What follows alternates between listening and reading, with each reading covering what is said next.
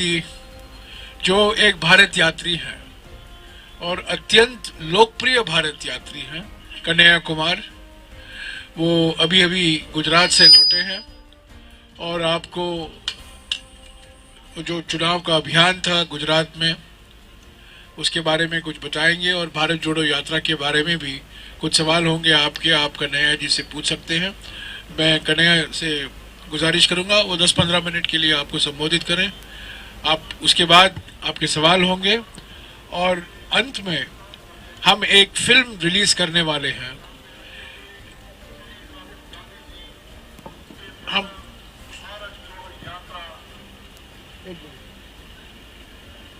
एक film release करेंगे जो भारत जोड़ो यात्रा के बारे में जो एक थीम है, उस थीम के बारे में वो फिल्म रिलीज होगा और अगले 3-4 दिन में हर एक रोज हम एक एक फिल्म रिलीज करते रहेंगे। तो पहले कन्हैया जी आपको संबोधित करेंगे।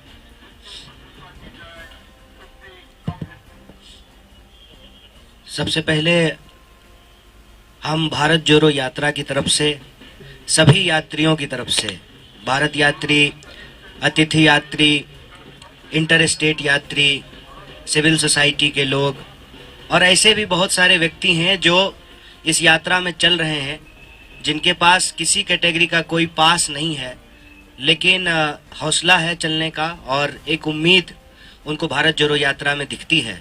उन सभी यात्रियों की तरफ से आप सभी पत्रकार साथियों का हार्दिक स्वागत करते हैं और धन्यवाद देना चाहते हैं वीरों की भूमि राजस्थान को, खास करके जो यहाँ के लोगों का आतिथ्य सत्कार है, जो उनका एक मशहूर पंक्ति है, पधारो हमारे देश। उस आतिथ्य सत्कार का हम लोग ज़बरदस्त आनंद उठा रहे हैं और भारी संख्या में जब से यात्रा राजस्थान प्रवेश की है, लोग यात्रा से जुड़ रहे हैं और ख़ास करके मैं उन लोगों के प्रति बहुत आभार व्यक्त करना चाहता हूँ जिन जिलों में हमारी यात्रा नहीं जा रही है, वहाँ से बड़े पैमाने पे लोग 400-400 किलोमीटर, 500-500 किलोमीटर चल करके आए हैं। ठंड में जो है आते हैं, रात को किसी तरह से रुकते हैं, फिर सुबह 6 बजे से यात्रा में शामिल होते हैं। उनके प्रति अपना आभार व्यक्त करता हूँ और राजस्थान की इस महान भूमि को नमन करते हुए कुछ बातें कहना चाहता हूँ। सबसे पहली बात तो ये कि आज डॉक्टर बाबा साहेब भीमराव अंबेडकर जी का महापरिनिर्वाण दिवस है और जब हम किसी व्यक्ति को, उसकी महानता को और उसके काम को याद करते हैं तो मेरी राय में उस व्यक्ति के जो विचार हैं, जो सिद्धांत हैं, उनको अपने जीवन में उतारना, यही उस व्यक्ति के लिए सही श्रद्धांजलि है।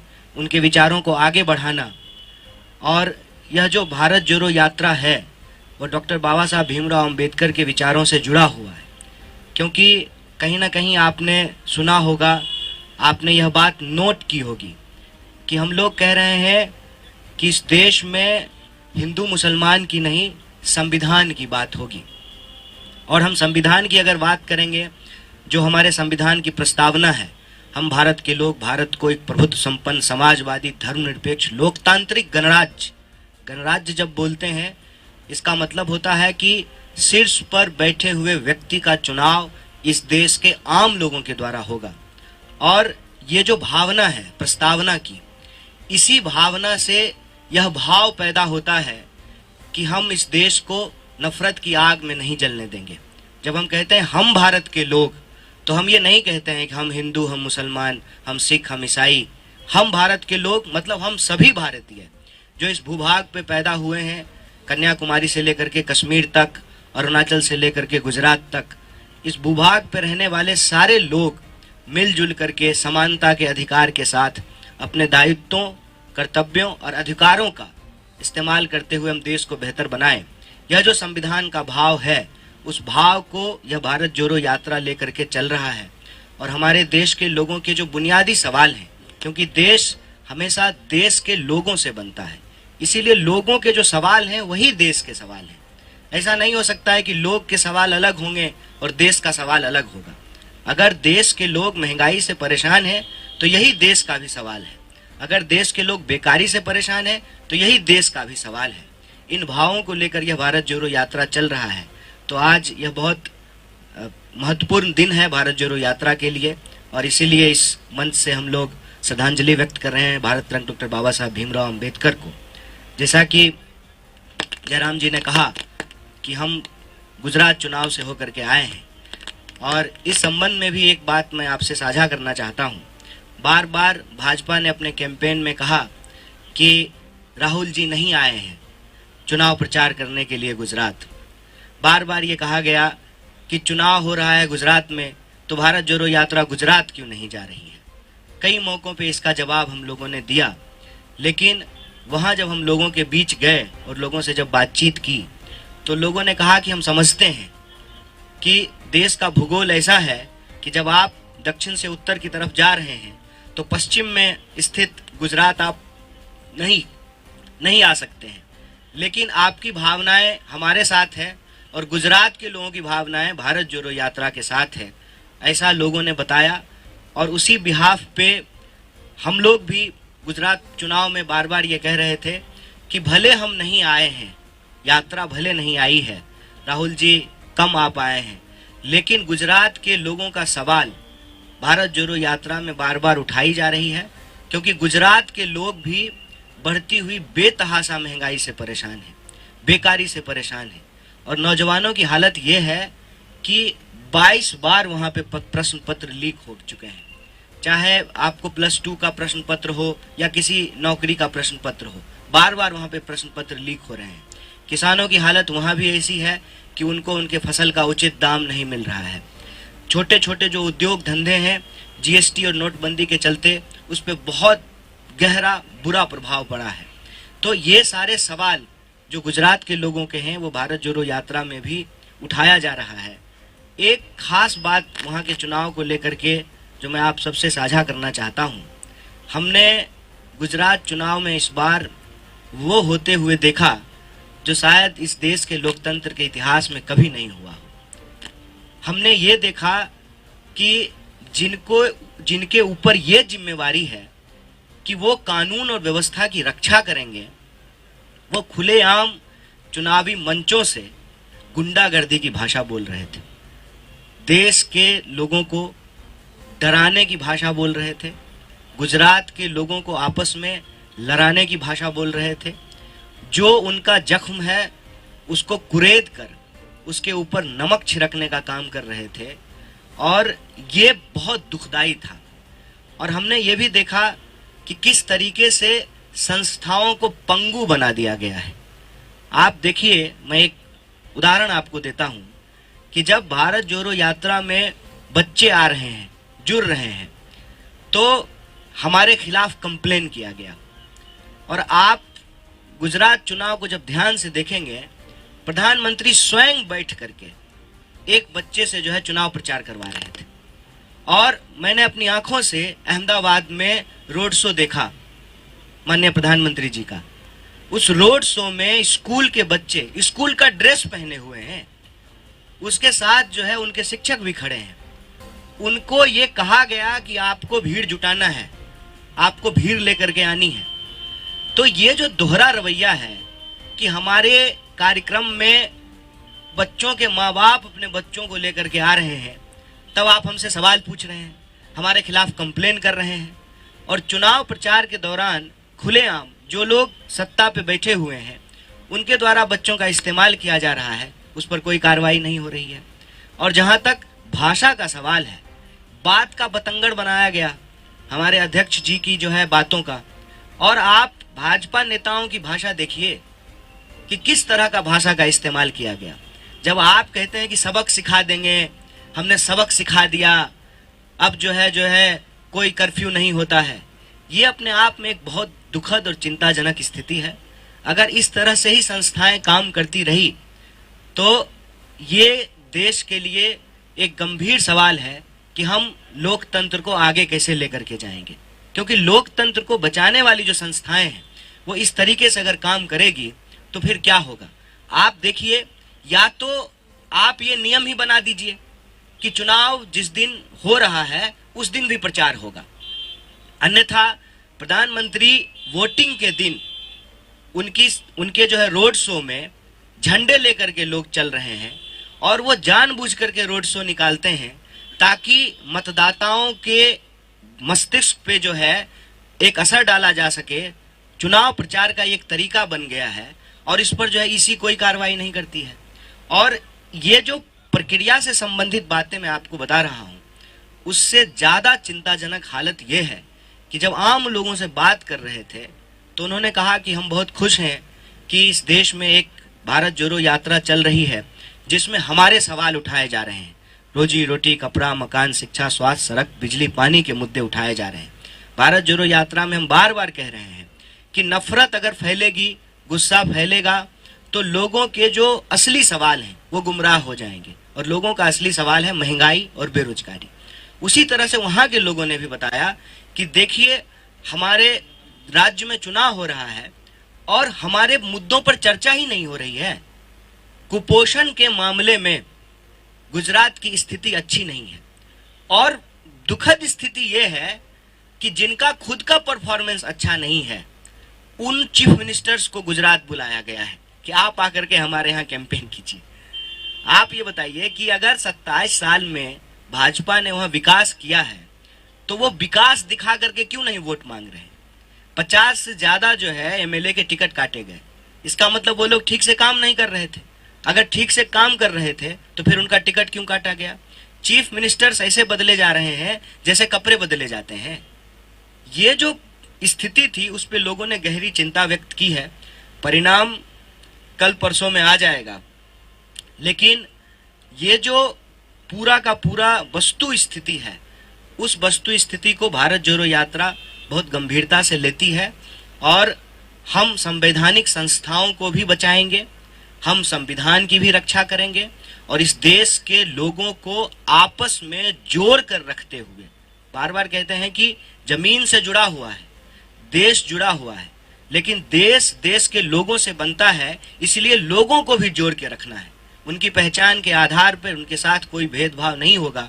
इसके लिए भारत जोड़ो यात्रा कृत संकल्प है और लोगों के जो बुनियादी सवाल हैं, महंगाई का सवाल, बेकारी का सवाल, टूटती हुई अर्थव्यवस्था का सवाल और इस देश के अंदर जो आम लोगों की सुरक्षा है, उन सुरक्षा के सवालों को भारत जोड़ो यात्रा अपनी यात्रा के दौरान लोगों से बातचीत करते हुए, लोगों की राय लेते हुए, अपनी ना सुनाते हुए, लोगों की सुनते हुए आगे बढ़ रहा है।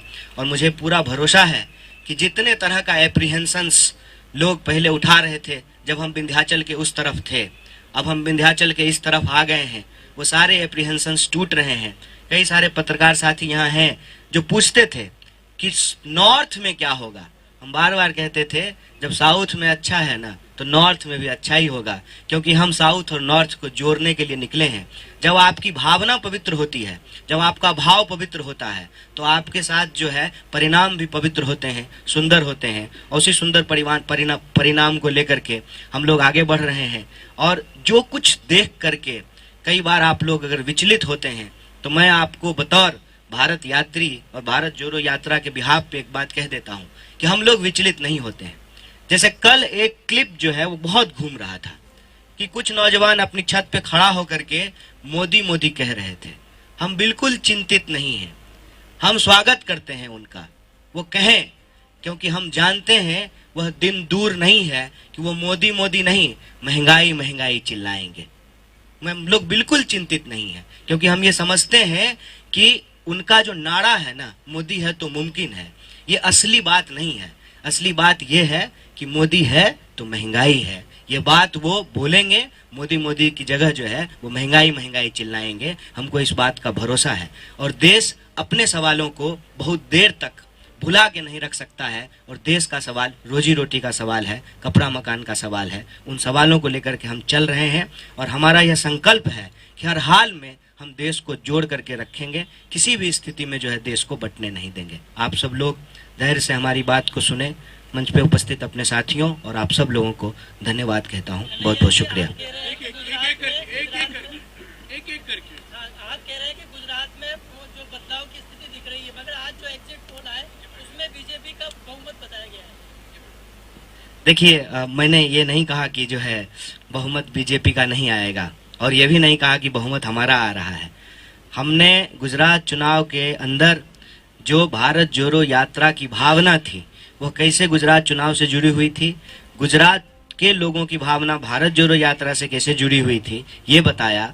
और दूसरी बात कि चुनाव के दौरान हमने क्या ऑब्जर्व किया, हमने ये ऑब्जर्व किया कि हमारी लोकतांत्रिक संस्थाओं को पंगु बनाया जा रहा है और गुजरात के आम लोगों के सवाल को चुनावी चर्चा से गायब कर दिया गया है।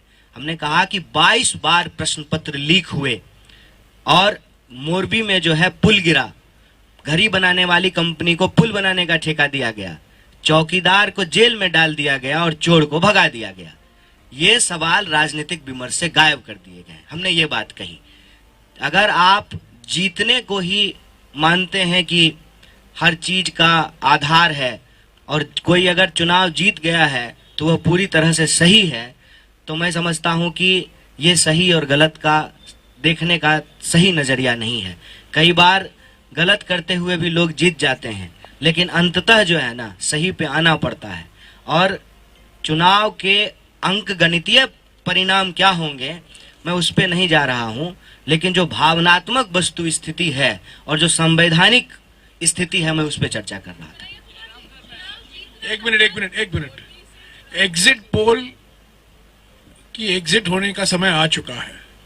2018 के मैं आपको याद दिलाना चाहता हूं, 2018 में मध्य प्रदेश, छत्तीसगढ़ और राजस्थान के बारे में एग्जिट पोल क्या कहे थे। तो ये एग्जिट पोल के आधार पर जो आप सवाल उठा रहे हैं ये उचित नहीं है। ये एग्जिट पोल है और हम जानते हैं कैसे ये किए जाते हैं, किनके प्रभाव से किए जाते हैं और क्यों कराया जाता है। तो एग्जिट पोल के आधार पर यह कहना कि बीजेपी को भारी बहुमत मिल रही है, मैं समझता हूं, मैं इन एग्जिट पोल पर कुछ विश्वास नहीं रखता हूं।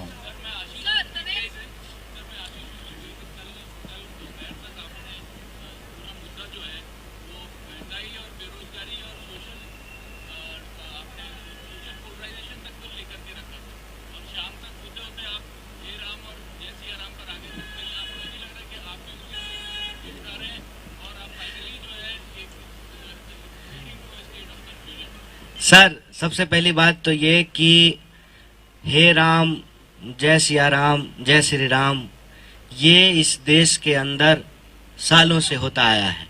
ऐसा नहीं है कि हम आज शुरू कर दिए हैं। रही बात भारत जोड़ो यात्रा के दौरान की जाने वाली बातों का, जब आप बातचीत करते हैं तो इसके कई संदर्भ होते हैं। लोग आते हैं, हमने जैसा कि आपको कहा कि भारत जोड़ो यात्रा के मूल उद्देश्यों में से एक उद्देश्य ये भी है कि हम अपने मन की बात सिर्फ नहीं करना चाहते, हम लोगों के मन की बात सुनना चाहते हैं। तो जब आप लोगों से बातचीत करते हैं, चर्चा करते हैं, तो जो देश में चीजें चल रही है उसके बारे में लोग बात करते हैं, आप भी उसको रिस्पॉन्ड करते हैं। लेकिन आप मुझे बताइए कि क्या ये भारत जोड़ो यात्रा का मूल उद्देश्य है? अगर ऐसा होता तो कितने पोस्टर लगे हुए हैं मुझे बता दीजिए, कितने जो है हमने पैम्फलेट लिखे हैं, कितना हमने प्रेस कॉन्फ्रेंस किया है, कितने जो हमने पर्चे निकाले हैं जिसमें हम इस पे बात कर रहे हैं। देखिए, हम इस तरह की चर्चा से ऐसा नहीं है कि भाग रहे हैं या हम करना नहीं चाहते हैं। चर्चा लोग कर रहे हैं तो हम उस चर्चे में शामिल भी होते हैं, अपनी भी बात रखते हैं, लोगों की भी सुनते हैं, ये एक बात है। लेकिन ये कहना कि हम मुद्दे को भटका रहे हैं जय सिया राम बोल करके, मैं कहता हूं ये गलत आरोप है। मुद्दे को तो वो भटका रहे हैं ना जो जूते के फीते की बात कर रहे हैं, जो टी शर्ट की बात कर रहे हैं, जो कंटेनर में एसी लगा हुआ है कि नहीं लगा हुआ इसकी बात कर रहे हैं, लड़की का हाथ क्यों पकड़ लिया इस पे बात कर रहे हैं, बच्चे क्यों आ गए इस पे बात कर रहे हैं। मुद्दे वो भटकाते हैं। दाढ़ी की बात कर रहे हैं, बताइए, सद्दाम की बात कर रहे हैं। देखिए, ये ना एक डेलिबरेट अटेम्प्ट है कि भारत जोड़ो यात्रा की जो गंभीरता है ना, उस गंभीरता को कम कर दिया जाए। आप मुझे बताइए, इस देश में लोग जो है जय सिया राम, जय श्री राम, हे राम नहीं बोलते हैं, करते हैं उसकी चर्चा। हमारा देश एक धार्मिक देश है, लोग धार्मिक बात भी आकर के करते हैं। कौन सी ऐसी धार्मिक जगह है जहां हम लोग नहीं गए हैं, बता दीजिए। मंदिर गए, मस्जिद गए, गुरुद्वारे गए, चर्च गए, सब जगह गए।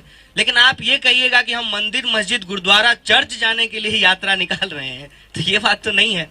यात्रा तो हम इस देश में जो नफरत की भावना भड़काई जा रही है, उस नफरत की भावना को मोहब्बत से हराना चाहते हैं।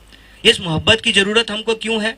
क्योंकि हमारी समझदारी यह है कि अगर देश एकजुट रहेगा ना, तभी वो अपने मुद्दों से लड़ पाएगा। और देश का मुद्दा क्या है? देश का मुद्दा है महंगाई, देश का मुद्दा है बेकारी। तो हम अपने लक्ष्य में बिल्कुल स्पष्ट हैं और ना भटका रहे हैं। हम कुछ भी बोलते हैं ना, हम कोई भी बात रखते हैं या हम कुछ भी करते हैं, उस बात का बतंगड़ बनाना सत्ता में बैठे हुए लोगों का काम है। अब बताइए, उस पूरे भाषण में उन्होंने एक हिस्सा ये बोला, एक हिस्सा उन्होंने इस पर चर्चा की। जब वो संतों से मिल रहे हैं, महात्माओं से मिल रहे हैं, तो वो अपना भाव उनको बता रहे हैं और उसको प्रोसेस करके अगर वो कुछ बोलते हैं तो विचार है। अब उसको बतंगर बनाने का काम तो बीजेपी कर रही है। और हमने कहा कि चलिए, ये तो कम से कम धर्म की बात है, दाढ़ी की बात करना, जूते के फीते की बात करना, ये कौन सा मुद्दा है? तो ये अटेम्प्ट जो है वो भाजपा का है। बेसिकली भाजपा सब कुछ ट्राई कर ली, भारत जोड़ो यात्रा को लेकर के सब कुछ ट्राई कर लिया।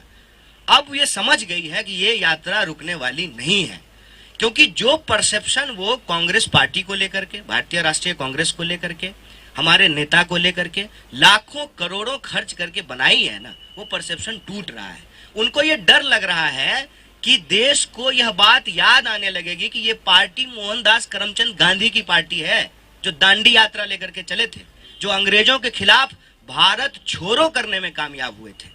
तो भारत छोड़ो करने वाली जो पार्टी है, जो देश को आजादी दिलाने वाली पार्टी है, वो भारत जोड़ो करने में भी कामयाब होगी। इससे वो घबरा रहे हैं, इसीलिए डेस्परेशन में जो है इस तरह की फालतू और जो है बिना मतलब की चीजें वो भारत जोड़ो यात्रा को लेकर के बोलते हैं। भारत जोड़ो यात्रा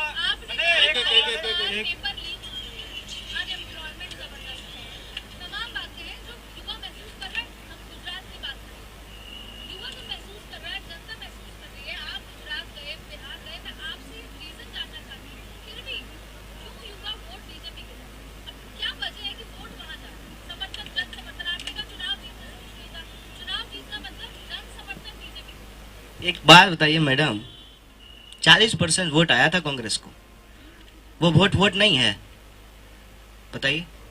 मैं उस जगह पे नहीं जाना चाहता हूं जिस जगह पे जाने से बहस कहीं और चली जाएगी, लेकिन इसका ये मतलब नहीं है कि हमको आता नहीं है। हमारे देश के इलेक्टोरल सिस्टम में first pass the post system है। 60% वोट जो है वो अगेंस्ट में जाता है, 40% में जो है सरकार बनती है। तो आप कह रहे हैं 40% वोट जो है वो इस बात की गारंटी है कि सब कुछ सही है, और 60% वोट जो है इस बात की गारंटी नहीं है कि कुछ गलत है। 40% वोट आया था ना कांग्रेस को 2017 में। सरकार, एक मिनट अब सुन लीजिए, सरकार हमारी नहीं बनी, तो क्या 40% लोग जो है वो सरकार से नाराज नहीं थे? और एक बात बताइए, 31% वोट लेकर के इतना ह्यूज मेजोरिटी से सरकार बनी हुई है, तो बाकी जो 69% लोग हैं उनका कोई मतलब नहीं है। देखिए, हम ना इस देश में पॉलिटिकल डिस्कोर्स को इलेक्टोरल विक्ट्री पे रिड्यूस ना करें।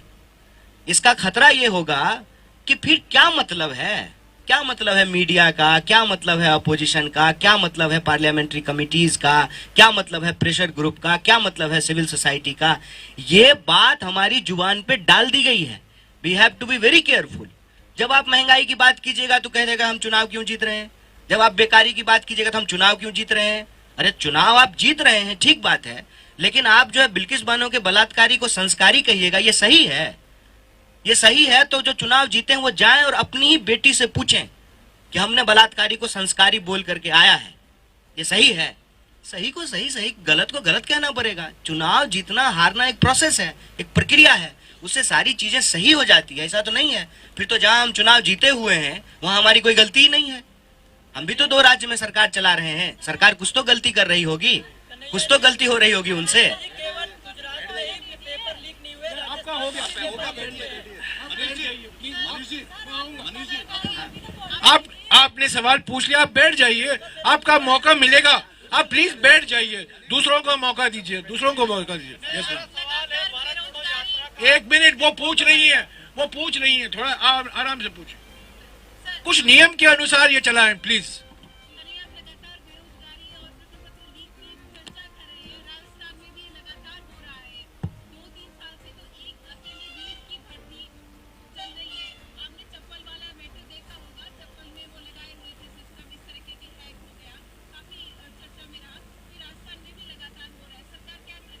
देखिए, एक तो हमने ठीक पहले अभी कहा ठीक पहले कहा उनको कि चुनाव हम जीत गए हैं, हम सरकार बना लिए हैं, तो क्या हमसे गलती नहीं होगी? हमने अभी कहा ना इस बात को। देखिए एक बात समझिए, हम लोग भारत जोड़ो यात्रा में इस देश के भीतर उन नैतिकताओं को पुनर्स्थापित करने की कोशिश करते हैं जिससे हमारा देश बनता है। और वो नैतिकता ये है कि अगर गलती हमारी भी है ना तो हम मानेंगे, माफी मांग लेने में कोई बुराई नहीं होती है। गलती हम स्वीकार नहीं करेंगे तो उसको ठीक कैसे करेंगे? देखिए मैं आ रहा हूँ, मैं आपके ही सवाल का जवाब दे रहा हूँ। आप डेस्परेट मत होइए, मैं बार बार ना मैं टिपिकल लीडर हूँ ना आप टिपिकल पत्रकार होइए, क्योंकि ये टिपिकल लीडर और पत्रकार जी हमको यहाँ पहुंचा करके खड़ा कर दिए हैं। मैं आपके सवाल का जवाब दे रहा हूँ। गलतियां अगर हुई है या हो रही है उसको डिफेंड नहीं करेंगे, उसको मानेंगे। एक बात एकदम दिमाग में डाल लीजिए। और दूसरी बात कि हम उस स्थिति में नहीं हैं और ना हम रहना चाहते हैं कि हमसे अगर कोई गलती होगी तो उसको ठीक नहीं करेंगे, हमको ठीक करना पड़ेगा।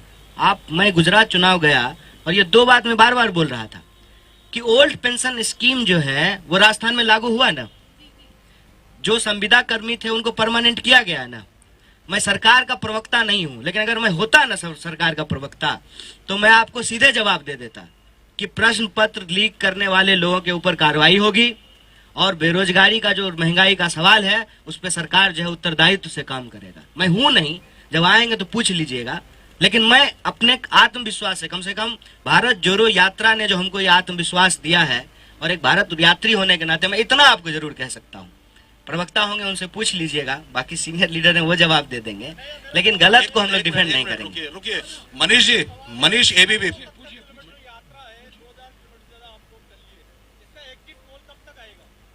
देखिए सर ने कह दिया कि एग्जिट पोल जो है वो एक बहुत बड़ा धोखा है और इस यात्रा का उद्देश्य जो है वो धोखाधड़ी करना नहीं है लोगों से, इसीलिए इसका कोई एग्जिट पोल नहीं आएगा। मैं बार बार कहता हूं इस यात्रा का उद्देश्य इलेक्शन नहीं, इमोशन है।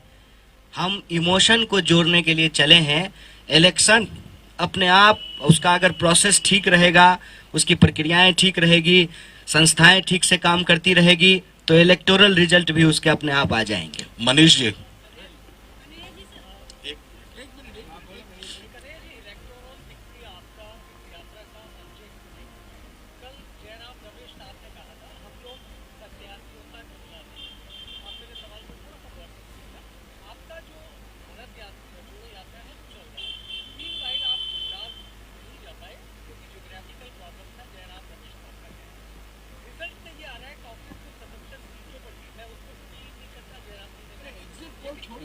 आप अपना सवाल करिए, एग्जिट पोल छोड़िए, उसी के आधार पर आप हाँ। 26 जनवरी से भारत जोड़ो यात्रा खत्म होने के बाद आप हाथ से हाथ जोड़ो, तब तक कर्नाटक का चुनाव, उसके बाद 3 राज्यों के जब चुनाव आएंगे तो भारत जोड़ो यात्रा का अगला चरण। तो फिर कांग्रेस अपने आप को खुद सन्यासियों का टोला साबित करने में क्यों नहीं है? देखिए एक बात तो ये है कि हम जो बोल रहे हैं और जयराम जी जो बोल रहे हैं इसमें कोई अंतर विरोध नहीं है। आपने जो सवाल पूछा ना उसको बड़ी खूबसूरती से जो है पॉलिटिकल को इलेक्टोरल बना दिए। आप बताइए पॉलिटिकल होने का मतलब सिर्फ इलेक्टोरल होना होता है? मैं एक सवाल, एक मिनट जवाब के सारे सवाल का जवाब दूंगा। गांधी पॉलिटिकल थे कि नहीं थे? गांधी ने कितने चुनाव लड़े? तो क्या उसका मतलब पॉलिटिकल नहीं है? मैं यही कह रहा हूं कि पॉलिटिक्स का एक एस्पेक्ट है इलेक्शन, एक एस्पेक्ट है। पॉलिटिक्स को अगर आप ओवरऑल देखेंगे तो उसमें और भी दूसरी चीजें हैं। अगर सिर्फ हम इलेक्शन पे ही सारी डिस्कोर्स को अगर रिड्यूस कर देंगे तो डेमोक्रेसी अपने आप में जो है ना प्रोसीजरल बन करके रह जाएगी। और डेमोक्रेसी जो है सिर्फ प्रोसीजरल नहीं होता है, पार्टिसिपेटरी होता है। और पार्टिसिपेटरी जब होता है डेमोक्रेसी तो उसमें वो सब लोग भी इंपॉर्टेंट है ना जिनकी इलेक्टोरल विक्ट्री नहीं होती है, उनकी भी आवाज इंपॉर्टेंट है जिनके पास कोई मेजोरिटी नहीं है। ये हमको समझना पड़ेगा। हमने कभी नहीं कहा कि ये यात्रा पॉलिटिकल नहीं है। भारतीय राष्ट्रीय कांग्रेस इस देश की सबसे बड़ी विपक्षी पार्टी है और इस देश की सबसे बड़ी विपक्षी पार्टी होने के चलते हमारी सबसे बड़ी जिम्मेवारी है। इसीलिए कोई हमारे साथ आए ना आए, हम सड़कों पर हैं। ये हमारा सबसे बड़ा मास कनेक्टिंग प्रोग्राम है। हम ये मास कनेक्टिंग प्रोग्राम इसलिए कर रहे हैं कि मास मीडिया फंक्शन नहीं कर रहा है। मास और मीडिया अलग हो गया है। पब्लिक पार्टिसिपेशन का जो सबसे बड़ा इंस्टीट्यूशन है इस देश में संसद, वहां पे लोगों को बोलने नहीं दिया जाता है। टीवी स्टूडियो के डिबेट में महंगाई का मुद्दा गायब है। 100 डिबेट होते हैं तो एक डिबेट जो है लोगों के इश्यूज पे होते हैं, 99 डिबेट जो है वो हिंदू मुसलमान पर होता है। ये सिचुएशन को एसेस करने के बाद it is the basic understanding कि आपको बुनियादी तरीकों पर लौटना पड़ता है। और बुनियादी तरीका ये है कि अंग्रेज के जमाने में भी जब कुछ समझ में नहीं आता था ना, तो लोग यात्रा पे निकलते थे। लोग की समस्याओं को आप नजदीक से समझ पाते हैं और लोग आपको नजदीक से समझ पाते हैं। सरकार आपके द्वार आए ना आए, विपक्ष आपके द्वार जरूर आ गई है।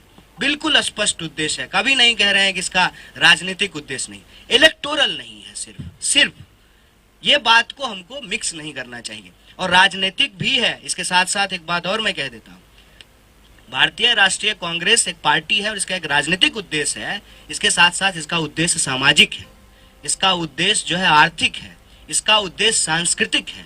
और ये सारी चीजें जो है आपको इस यात्रा के अंदर रिफ्लेक्ट होता हुआ दिखेगा। अभी पीछे जो है हम लोग मध्य प्रदेश की जो है लोक परंपराओं और संस्कृतियों से जो है इंटरेक्ट कर रहे थे, अब राजस्थान की लोक संस्कृति और परंपराओं से इंटरेक्ट करेंगे। तो ये राजनीतिक नहीं है, ये सांस्कृतिक भी है।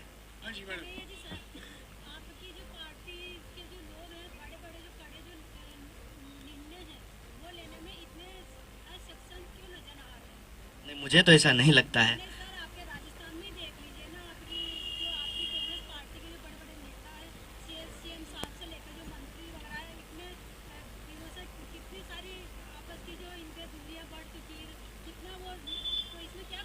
किसके बीच में? हमारे नेता मुख्यमंत्री जी के बीच में देखिए, आपके सचिन के बीच में देखिए, कितना सारा अभी हो चुका है और इस बात आप दिल्ली तक भी पहुंची है बात। अच्छा, तो ये ऐसे ही आपकी पार्टी में इतनी फूट क्यों नजर आ रही है? देखिए एक तो क्या होता है ना कि जब आप एक राजनीतिक दल में होते हैं, जब कई बर्तन साथ में होते हैं तो थोड़े से खनकते हैं आपस में। घर में भी होता है, घर में भी होता है।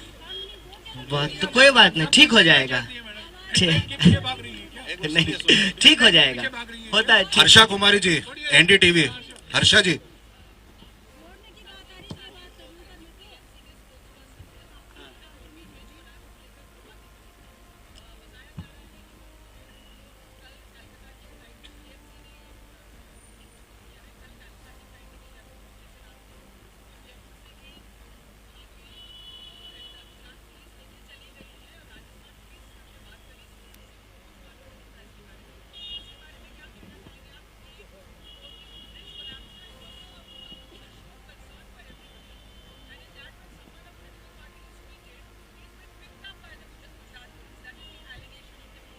See, this is the modus operandi, na?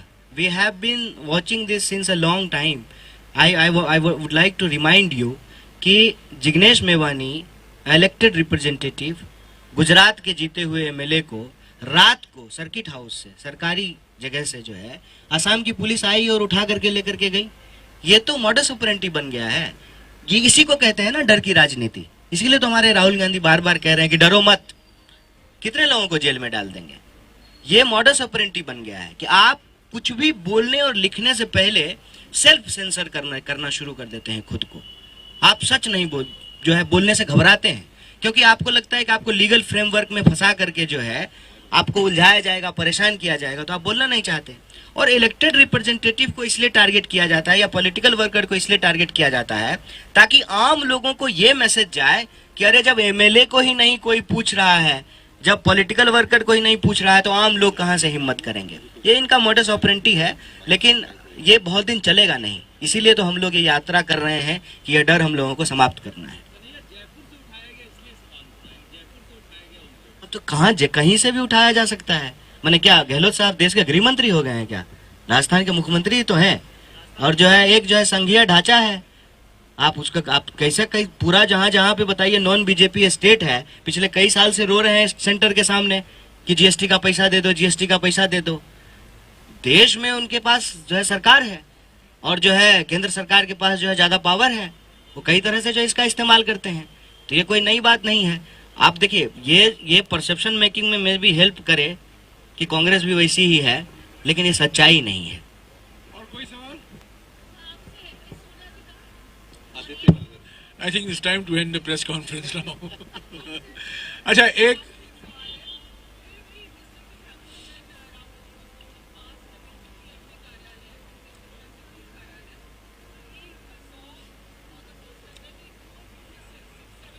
मैं था नहीं, तो कन्हैया जी थे। मैं था नहीं, मैं आगे था, पर वो उनका स्टाइल है, वो उनका स्टाइल है। जेडीएस के एक एमएलए आए थे कर्नाटक में, उनका स्वागत किया गया। कुछ वामपंथी के कार्यकर्ता आए थे केरला में, उनका भी स्वागत राहुल जी ने किया। एक आरएसएस कार्यकर्ता आए थे मध्य प्रदेश में, उनका भी स्वागत हुआ। तो इसमें कोई, मैं समझता हूँ उनका स्टाइल है, सब लोग आए। हाँ, वेविंग ब्लोइंग के, ये तो उनका स्टाइल है, एक व्यक्तिगत रवैया उनका। इसमें कोई राजनीतिक संदेशा मत पढ़िए। आप लोग सब या तो चुनावी प्रक्रिया के बारे में पूछेंगे या इसका पॉलिटिकल मैसेज क्या है। कोई पॉलिटिकल मैसेज नहीं है। संबंधित एक सवाल पूछ रहा हूँ। अभी तक जहाँ से आपने यात्रा शुरू करी, सारे स्टेट्स में नॉन कांग्रेस की गवर्नमेंट रही है। हाँ। राजस्थान में कांग्रेस की सरकार है। वहाँ स्टेट में राजस्थान में आपको क्या फर्क नजर आ रहा है?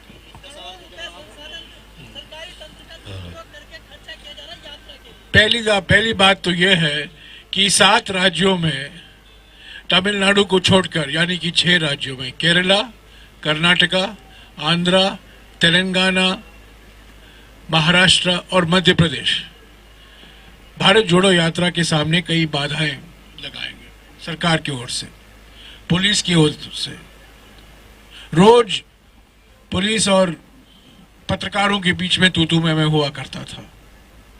रोज कुछ ना कुछ हमारी परेशानी हुआ करती थी पुलिस अधिकारियों से, और ये ऊपर से संदेशा आता था कि हैरेसमेंट करो भारत जोड़ो यात्रा। मध्य प्रदेश में हुआ, महाराष्ट्र में भी हुआ। तो ये जो हम बाधाएं का सामना हम करते, राजस्थान में हम नहीं करते। 2 दिन ही हुए हैं, दूसरा दिन है, पर वो सरकार की ओर से कोई ऑब्स्ट्रक्शन नहीं है भारत जोड़ो यात्रा का। दूसरी बात, मैंने कल कहा कि महाराष्ट्र के बाद और मध्य प्रदेश के बाद सड़कों पर चलना खतरनाक नहीं है। कल 2 दिन से हम ऐसे सड़कों पर चल रहे हैं जहां हम चल सकते हैं, और आज सुबह हम 14 किलोमीटर चले हैं, उसमें से 7 किलोमीटर रिजर्व फॉरेस्ट से चले हैं, गुजरे हैं, और वहां भी सड़क अच्छे थे। ये महाराष्ट्र और मध्य प्रदेश में हमें देखने को नहीं मिला था। तीसरी बात, और ये उन राज्यों के पक्ष में है कि हम सरकार में नहीं है उन राज्यों में, पर उसके बावजूद कांग्रेस कार्यकर्ता सक्रिय थे, उसके बावजूद कांग्रेस कार्यकर्ता में उत्साह थी। यहां भी है, पर जहां मैं महाराष्ट्र का मिसाल लेना चाहता हूं, महाराष्ट्र में हम नंबर 4 पोजीशन में हैं, 4थे नंबर पर हैं हम। अगर आप वोट शेयर या सीट के आधार पर देखें तो हम 4थे नंबर पर हैं, पर 4थे नंबर होने के बावजूद महाराष्ट्र में, कन्हैया जी भी इसको समर्थन देंगे, जो उत्साह हमें देखने को मिला कांग्रेस पार्टी संगठन में और कांग्रेस कार्यकर्ताओं में, खास तौर से युवा कार्यकर्ताओं में, मैं समझता हूं वो हमें पहले कभी नहीं देखा था। और यही एक कारण है कि महाराष्ट्र जैसे राज्य में और मध्य प्रदेश, उसके बाद भारत जोड़ो यात्रा की सफलता सभी लोगों ने देखा, सभी लोगों ने महसूस किया। राजस्थान में हमारी सरकार है, पर हमारे कार्यकर्ता आ रहे हैं, संगठन मोबिलाइज कर रहा है।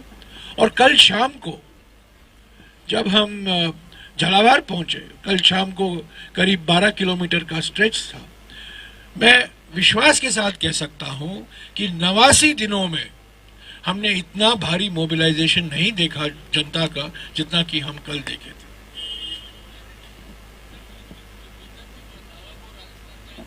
ये अलग से बात करेंगे यार। अभी देखो, पत्रकार सम्मेलन का माफिक नहीं है, इसका माने नहीं है कि आप दुनिया भर के सवाल उठाएं।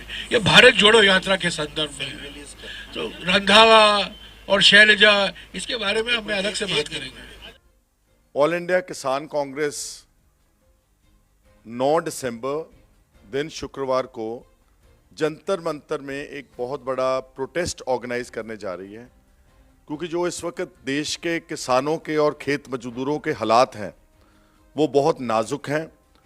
जितनी भी नीतियां बनाई मोदी साहब की सरकार ने पिछले 8 साल में, वो सब उनके खिलाफ जा रही हैं और सारी नीतियां कॉरपोरेट घरानों को फायदा देने के लिए जा रही हैं। इसलिए उनकी बात इस देश के पॉलिटिकल स्पेक्ट्रम में सेंटर स्टेज में रखने के लिए हमने ये प्रदर्शन जो है वो तय किया है।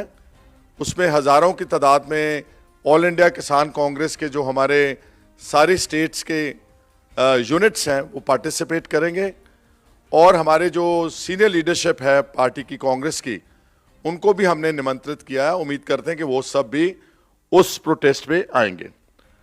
इस प्रोटेस्ट के पहले हमने एक चिट्ठी लिखी है प्राइम मिनिस्टर साहब को, जिसमें हमने 15 पॉइंट्स जो हैं वो आइडेंटिफाई किए हैं जहां पर किसान और मजदूर जो है वो पिस रहा है।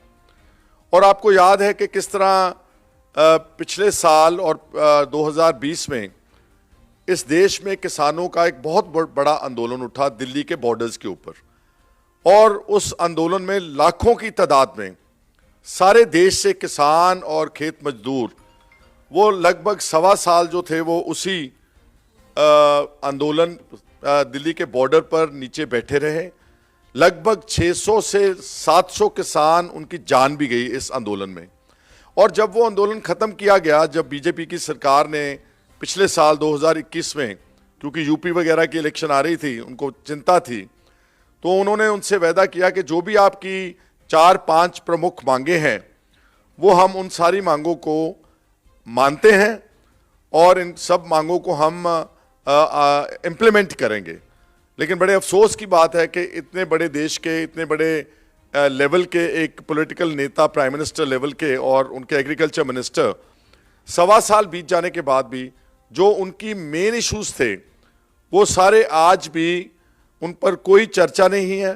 ना सिर्फ चर्चा नहीं, उल्टा उनको गलत तरीके से उनके खिलाफ लागू किया जा रहा है। सबसे बड़ी मांग उनकी थी कि जो हमारा मिनिमम सपोर्ट प्राइस है, वो जो सिस्टम है, वो इस वक्त भारत में जो सिर्फ 2-2.5 स्टेट्स में अवेलेबल है, that is in Punjab, Haryana and थोड़ा सा हिस्सा उत्तर प्रदेश का है, जिसमें जो हमारी 2 बड़ी फसलें हैं, गेहूं है और धान है, उसके ऊपर मिनिमम सपोर्ट प्राइस दी जाती है।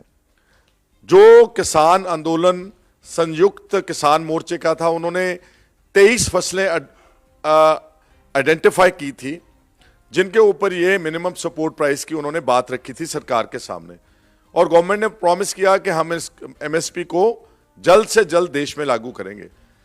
और जो एमएसपी की बात कर रहे हैं, आपको याद होगा कि जब मोदी साहब की 2019 का बीजेपी का मैनिफेस्टो था, उसमें एक स्टार पॉइंट था कि हम किसानों की आमदनी जो है वो 2022 तक डबल करेंगे, उनकी आमदन दुगनी करेंगे।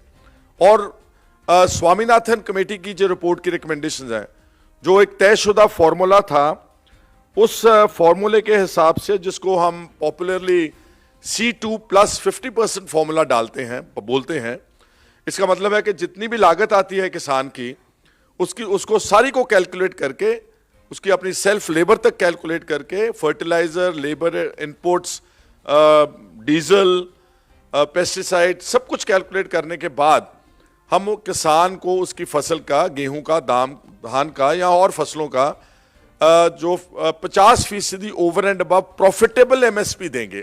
जैसे आज गेहूं की कीमत मोटे तौर के ऊपर 2000 रुपए प्रति क्विंटल है देश में। अगर C2 + 50% फॉर्मूला स्वामीनाथन के साथ कैलकुलेट किया जाए तो इस फसल की कीमत तकरीबन 4000 रुपए क्विंटल होना चाहिए। तो आप अंदाजा लगा सकते हैं कि कितना कम दाम किसानों को मिल रहा है। अब इस एमएसपी को लागू करने के लिए बीजेपी ने कमेटी बनाई, और उस कमेटी में किसी भी किसान ऑर्गेनाइजेशन जिन्होंने संघर्ष किया उनको लिया ही नहीं, नॉन रिप्रेजेंटेटिव इन कैरेक्टर। और एक आईएएस ऑफिसर जो थे, दिल्ली में बैठा करते थे, एक फॉर्मर एग्रीकल्चर सेक्रेटरी, उनको इस कमेटी का हेड बना दिया और अपनी मर्जी के मेंबर्स डाल दिए। एक तो वो एमएसपी लागू होनी चाहिए और ये कमेटी दोबारा फेयर रिप्रेजेंटेशन वाली बन के और दोबारा उसके ऊपर एमएसपी का फैसला होना चाहिए।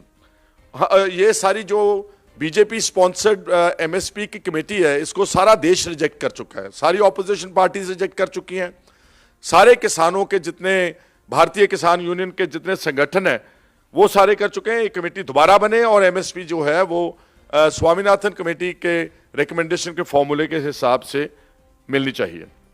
और इसके अलावा जो पहले भी मैंने बोला था कि आज सारे देश का किसान और खेत मजदूर वो कर्जई है, क्योंकि उनको जो भाव हैं फसलों के वो अनफेयर मिल रहे हैं।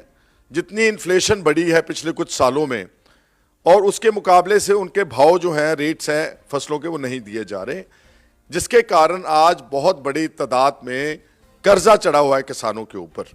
और गवर्नमेंट के अपने फिगर्स हैं कि पिछले कुछ सालों में 4 लाख किसानों और खेत मजदूरों ने आत्महत्या की है बिकॉज ऑफ जो डेट फैक्टर है। हमारे पंजाब में कंसिस्टेंटली लगातार किसान आत्महत्या कर रहे हैं। और ये जो कर्जा है मैं बोल रहा हूं, ये सारे देश में अगर देखेंगे तो ये करोड़ों घरों का, फैमिलीज का कर्जा है। जैसे पंजाब में 11 लाख के करीब फार्मिंग फैमिलीज हैं, तो ये अगर सारे देश में कैलकुलेट करेंगे तो करोड़ों परिवार हैं जो खेती से जुड़े हैं। लेकिन मोदी साहब की सरकार ने उनका कर्जा तो क्या माफ करना था, उल्टा जो कॉरपोरेट घराने हैं इस देश में, उनका पिछले 5 साल में 10 लाख करोड़ रुपया जो कॉरपोरेट ताकतवर अडानी, अंबानी, टाटा, बिरला आदि इस तरह के व्यापारी लोग हैं, उनका 10 लाख करोड़ रुपया माफ किया। तो हमारी ये भी मांग है कि एक तरफ आप कुछ दर्जनों कंपनीज का कर्जा इतना बड़ा माफ कर रहे हैं, या may be in a few hundred companies, एक तरफ करोड़ों परिवार हैं जो खेत मजदूर और किसान, उनका कर्जा माफ करना भी इस सरकार की जिम्मेवारी है। इस इशू को भी लेकर के हम जो एजिटेशन कर रहे हैं 9 तारीख को, उसकी भी कर रहे हैं।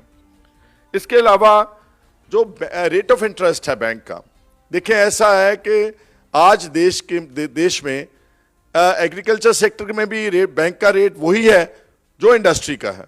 जो इंडस्ट्री को इतने इंसेंटिव्स हैं, इतना भारी कमाई है उनकी, उनको भी 10-11% रेट ऑफ इंटरेस्ट लगाया जा रहा है। तो खेती करने वाले किसान और छोटे लोग हैं जो मार्जिनल फार्मर्स हैं, उनको भी 10-11-12% बैंक रेट इंटरेस्ट।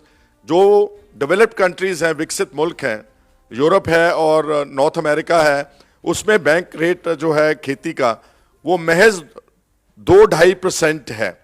तो हमने ये मांग रखी है इस 9 तारीख वाले आंदोलन में, प्रोटेस्ट में, कि जो रेट ऑफ इंटरेस्ट हैं खेती के लिए, इनको कम से कम 50% स्लैश किया जाए, आधा किया जाए, ताकि जो खेती है वो एक प्रॉफिटेबल काम बन सके। जो गरीब आदमी हैं, लेबरर्स हैं, फार्म लेबरर्स, खेत मजदूर, उनका तो कर्जा ही बहुत थोड़ा है, किसी का 25,000 है, किसी का 50,000 है, और इनका तो in the first stroke in गरीब आदमियों का कर्जा माफ। ये जितना कर्जा कॉर्पोरेट का किया है, it's not even a tip of the iceberg. जितना कर्जा कॉर्पोरेट का माफ किया, उसके मुकाबले में जो खेत मजदूर है उनका कर्जा तुरंत माफ होना चाहिए, सबसे पहले उनका माफ होना चाहिए। इलेक्ट्रिसिटी अमेंडमेंट बिल जो आंदोलन में वायदा किया था कि हम इसको लागू नहीं करेंगे, लेकिन उल्टा है उसको पार्लियामेंट में इंट्रोड्यूस कर दिया, इलेक्ट्रिसिटी अमेंडमेंट बिल 2022।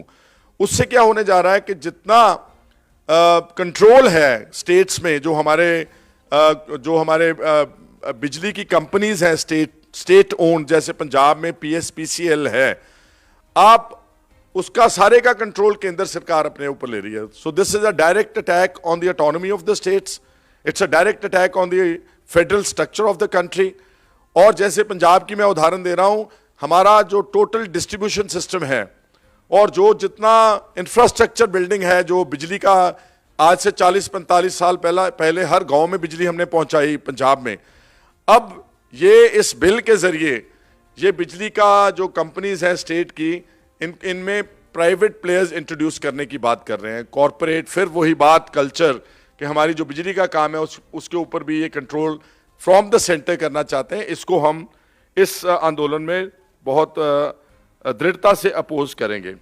और इसके अलावा जो लखीमपुर खेरी में बीजेपी के मिनिस्टर अजय मिश्रा के बेटे ने रौंदा किसानों को, 4 किसान, एक मीडिया पर्सन, जर्नलिस्ट, बिल्कुल बेगुनाह लोगों को अपनी गाड़ी के नीचे सत्ता के नशे में उनको कुचल दिया, मार दिया। उसमें बहुत इनफेक्टिव एक्शन, बहुत लोगों ने स्ट्रगल किया तो उसके खिलाफ कार्रवाई हुई है। लेकिन बीजेपी ने अपने मिनिस्टर को आज भी इस तरह के मिनिस्टर को बरकरार रखा है कैबिनेट में जिसके जो अपने बच्चों को अच्छे संस्कार नहीं दे सका। On moral and ethical grounds the BJP must immediately dismiss Ajay Mishra Teni, the minister of state for home of India. और जो है हमारी क्रॉप इंश्योरेंस, जो भारत में इस वक्त चल रही है प्रधानमंत्री बीमा योजना, मैं 5-6 स्टेट्स में ट्रैवल किया। I have travelled from Kerala to Tamil Nadu, Orissa, Chhattisgarh and Madhya Pradesh recently. सब किसान वहाँ हाहाकार मची है कि इसमें बहुत भारी भ्रष्टाचार है, इसका कोई फायदा नहीं हो रहा है किसानों को। उनका जो भी फसल खराब होती है उसका कोई कॉम्पनसेशन मिलने का चांस ही नहीं है। और उनको ये सारा पैसा जो वहाँ करप्ट सिस्टम है, ब्यूरोक्रेसी है, अफसरशाही है, वो सारा पैसा जो वो लोग खा रहे हैं। Crop insurance is the need of the hour, but it should be very practical. और ऐसी हो कि जो किसान से प्रीमियम काटते हैं, जब उसको जरूरत पड़े, उसकी फसल खराब हो, whether for want of weather it's for because of floods और वेदर बिकॉज ऑफ ड्राउट और whether it's because of any other natural calamity, उनको तुरंत जो क्रॉप इंश्योरेंस है करके उनको मिलना चाहिए, उनका मुआवजा मिलना चाहिए। Pension for the poorest of poor. आज देखें कि जितने एम्प्लॉयज़ हैं भारत में और जितने भी लोग हैं उनको जो सेवा करते हैं इस देश की, उनको पेंशन मिलती है, old age pension. Farmers and farm labourers, वो भी इस देश को आगे ले जाने का, इसका देश का अनाज का भंडार भरने में काम करते हैं। हमारी मांग है कि जो फार्मिंग यूनिट का एक फैमिली का हेड पर्सन है, जब वो बूढ़ा होता है, old age, when he has nothing to to survive, उनके लिए ये डिबेटेबल फिगर है, हम अपनी पार्टी में बैठकर भी करेंगे, लेकिन एट द आउटसेट 5,000 रुपया प्रति महीना old age pension for the farmers and also for the farm labourers, क्योंकि वो बहुत गरीब आदमी है, उनको उनकी जिंदगी में सस्टेन, क्योंकि ये लोग वो हैं जब सारा देश सोता है सुबह एसी छोड़ के गर्मियों में या सर्दियों में हीटर छोड़ के, ये 4-5 बजे अपने खेतों में अपनी बहनों के साथ, अपनी माताओं के साथ देश के बिल्डिंग का काम करते हैं, उसको फूड ग्रेन में सेल्फ सफिशिएंट बनाने का काम करते हैं। इसके लिए पेंशन का प्रपोजल और ये सारी बातें हम अपनी पार्टी में रखेंगे। होपफुली जो हमारा एजेंडा बनेगा 2024 लोकसभा का, all these important points, after discussing each point, we would like to include them in the election manifesto of the Congress party. जो किसान मरे आंदोलन में उनको कॉम्पनसेशन फेयर और तुरंत। एक इसके अलावा बहुत इंपॉर्टेंट जो सोनिया गांधी जी ने स्कीम इंट्रोड्यूस की, डॉक्टर मनमोहन सिंह जी ने, उस वक्त उसका नाम था नरेगा, जो लेबर की स्कीम थी, 100 days guarantee for all the poorest of poor for getting daily wages. बाद में उसका नाम मनरेगा कर दिया गया। अब मनरेगा का क्या है कि वो जब ग्राउंड पर जाकर पहुंचती है, बहुत जगह के ऊपर उसकी मिसयूज की कंप्लेंट्स आ रही हैं। दोबारा जॉब कार्ड होल्डर्स को फर्जी कामों में लगाया जाता है और पैसा वो जो खुर्द बुर्द हो रहा है नीचे के स्तर पर अफसरशाही, वो पैसा उनके कार्ड्स को दुरुपयोग करके वो पैसा जो है वो करप्ट सिस्टम में खराब हो रहा है। हमारा सुझाव ये है कि अगर मनरेगा को आप फार्मिंग सेक्टर के साथ जोड़ दें, उससे 2 काम होंगे। एक तो लेबर को कॉन्स्टेंटली सारा साल काम मिलेगा, क्योंकि जो देश का इस वक्त एग्रीकल्चर है वो अलग अलग फसलें, जैसे गन्ने की फसल है, आलू की फसल है, धान की फसल है, गेहूं की फसल है, एटसेट्रा, वेजिटेबल्स एंड फ्रूट्स, उनको कॉन्स्टेंटली सारा साल 365 दिन या कम से कम 250-300 दिन उनको लेबर को काम मिलेगा और फार्मर को सब्सिडाइज लेबर मिल जाएगी। पैसे तो गवर्नमेंट खर्च रही है मनरेगा के ऊपर, लेकिन कई बार खर्च रही है ऐसे काम जो बार बार हो रहे हैं, जैसे सड़कों की जो साइडों के ऊपर घास वगैरह उसकी कटौती करना। This is hardly a productive work. अगर मनरेगा की लेबर को आप एग्रीकल्चर सेक्टर के साथ जोड़ेंगे, it will become productive labour उसमें से फसल पैदा होगी, वो फसल से लोगों का ना सिर्फ पेट भरेगा बल्कि बहुत सारी फसलें हमारी एक्सपोर्ट जाती हैं. सो मनरेगा scheme will also immediately turn into a productive scheme and उसकी सब्सिडी का वर्कआउट किया जा सकता है. यहाँ तो गवर्नमेंट सारा उनका खर्चा बेयर करे मनरेगा का, नहीं तो it can be on 50% sharing basis. 50% वो किसान जिसके खेत में काम करेंगे वो देगा लेबर को, 50% उसको गवर्नमेंट देगी, जिससे लेबर को बहुत ज़्यादा काम और फायदा मिलेगा. और जो किसान है उसको सब्सिडाइज लेबर, क्योंकि सब्सिडी के बगैर एग्रीकल्चर सरवाइव नहीं करता दुनिया में. अमेरिका में उनका डीजल का रंग और है. अगर उनके पास ज़्यादा फसल है वो खेत खाली रखने का भी बहुत पैसा देते हैं, सब्सिडी देते हैं कि आप खाली रखो, इसको मत कुछ भी ना बीजो, आप इसको, हम आपको जितनी फसल का दाम है आपको 1 एकड़ का वो देंगे. एक साइलोज बनाए जा रहे हैं सारे देश में, वो दोबारा फिर वो, this is purely agriculture business, it's agro based industry actually. वो जो साइलोज हैं वो पहले तो किसानों की ज़मीन छीनते हैं, अपरूट करते हैं, उनको एक्वायर करते हैं, और फिर वो साइलोज बनाए जाते हैं. साइलोज बनते हैं सारे कंप्लीटली बैंक लोन्स के और गवर्नमेंट की इमदाद से, लेकिन उनको दे दिया जाता है बड़े बड़े कॉरपोरेट्स को. हमारे पंजाब में मोगा में एक साइलो बना है जो अडानी कंपनी को दिया हुआ है. अब मैं मध्य प्रदेश में था, वहाँ 4 साइलोज बनने जा रहे हैं, लेकिन 4 के 4 जो है वो कॉरपोरेट लेंगे. Why not create cooperative societies of the farmers. उन जो फार्मर्स को अपरूट किया, जो वहां लोकल फार्मर्स हैं, उनकी कोऑपरेटिव सोसाइटी बना के साइलोज उनके थ्रू बिल्ड किए जाएं. Assistance of course government and assistance of course banks देंगे, और उनको स्टेक होल्डर्स बनाया जाए साइलोज में, ताकि किसानों को वहां पर इनकम और आमदन के साधन बनेंगे. और lastly I would say that India में unfortunately storage of food grain का बहुत पुअर सिस्टम है. फसल पैदा करता है किसान, लेकिन उसको स्टोर करने की उसकी कैपेसिटी नहीं है, और वो उसको रख नहीं सकता. जब वो बेचता है मजबूरी में, क्योंकि उसके पास स्टोरेज नहीं है, जैसे सब्जियां हैं, फल फ्रूट हैं, उसकी शेल्फ लाइफ बहुत कम होती है, तो इमीडिएटली जब वो ट्रेडर के पास, व्यापारी के पास जाता है, उसके दाम जो है 4-5 गुना वहीं पर बढ़ जाते हैं. अगर स्टोरेज की फैसिलिटीज फार्मर्स को गवर्नमेंट प्रोवाइड करे, they can store all their crops and then wait for the right time कि यहाँ पर जब फसल का दाम मिलेगा तो हम अपनी फसल को प्रॉफिटेबल रेट्स पर बेचेंगे. ये सारे मसलों को लेकर हमने 9 दिसंबर को जो जंतर मंतर में प्रोग्राम रखा है, उस पार्लियामेंट के, क्योंकि पार्लियामेंट का सेशन है, वी वांट के इस देश में जो एग्रीकल्चर सेक्टर है उसकी बात भी कोई हो, जो किसान है, खेत मजदूर, उसकी भी बात करे. आज सारा देश हाईवेज बनने के पीछे लगा हुआ है, बहुत बड़े बड़े मॉल्स बन रहे हैं, बहुत बड़े बड़े कमर्शियल हॉस्पिटल्स बन रहे हैं शहरों में, बहुत बड़े बड़े स्कूल्स बन रहे हैं कमर्शियल, बहुत बड़े बड़े सिनेमा घर बन रहे हैं, लेकिन गरीबों के लिए गांव में कुछ नहीं हो रहा. मेरा मानना है कि पुरानी कहावत थी हमारी इंडिया में, उत्तम खेती, मध्य व्यापार, निखिद्ध नौकरी. सबसे टॉप बड़ा अच्छा काम जिससे आप 10 ये उंगलियों की लेबर करके आप अपनी जिंदगी कमाते हैं, घर चलाते हैं. And agriculture farming is the only, it's the only profession where there is no corruption at all. माफ करना, with due regards, there's a lot of corruption in the babudom of this country, in the official segment, and there's a lot of tax chori in this business sector of the country.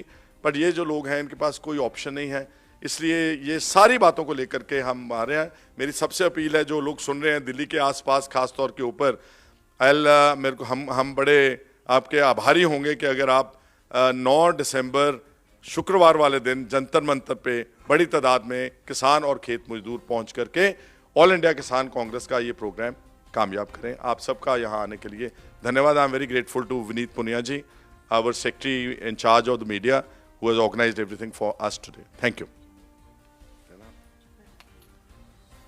Any questions we have on this topic?